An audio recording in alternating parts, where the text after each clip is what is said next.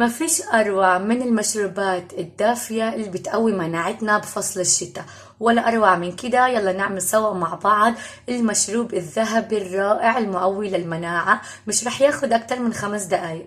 خطير ورائع وبيجنن قد ما هو شهي هالمشروب، وريحته خطيرة وبتجنن. نجرب وندوق. رائع رائع رائع بجد، خطير، لازم تجربوه، وخصوصا اولادكم الصغار قديش بيجنن وراح يحبوه. مش باين فيه الفليفري اللاذع البهار او التوابل اللي احنا حطيناها، طعم ورا الخيال. اول خطوة هنا صبايا حبيباتي، عنا كوب من الحليب زي ما انتوا بتحبوا، كامل الدسم، نص دسم، خالي الدسم، زي ما انتوا بتحبوا. رح نضيف عليه المطيبات كالتالي. عنا هنا قرفة، عيدان، زنجبيل فريش، حبات من الفلفل الأسود، حبات من القرنفل أو كبش القرنفل، راح نضيفهم كده. بسم الله الرحمن الرحيم.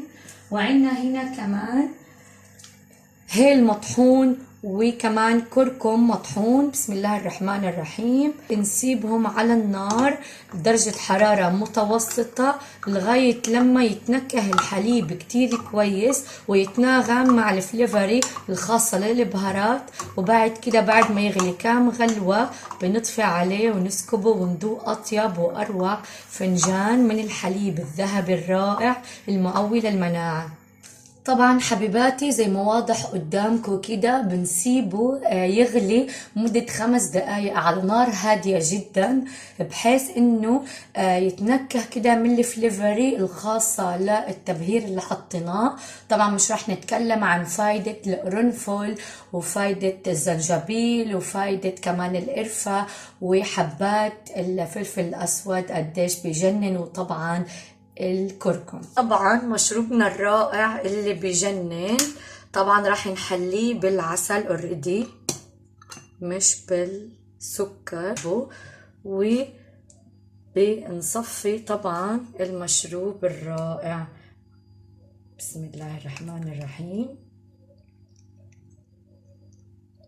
الله الله الله على الريحة وجمال الريحة والطعم الرائع.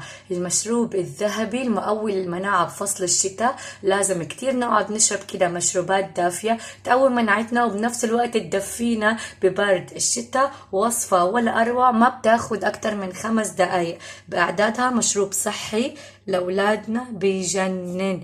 شوفوا قديش خطير. بسم الله، يلا ندوق سوا.